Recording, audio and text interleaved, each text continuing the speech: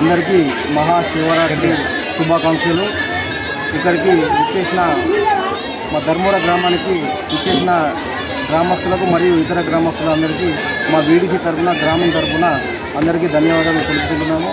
మా గ్రామ ప్రత్యేకత ఏంటంటే మా ఊళ్ళో దాదాపు 30-40 సంవత్సరాల నుండి ఈ పండుగ జరుగుతుంది. ప్రతి సంవత్సరము అన్నదాతలు దాతలతోనే ఇంత పెద్ద డెవలప్మెంట్ ఇప్పటి వరకు మేము ప్రతి సంవత్సరం చూస్తూనే ఉన్నాము.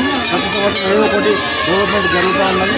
డెవలప్మెంట్ అంటే వట్టే కాదు, దాతలతోనే అవుతుంది. దాతల సహకారంతో మా గుడి చాలా డెవలప్మెంట్ ఇప్పటికీ.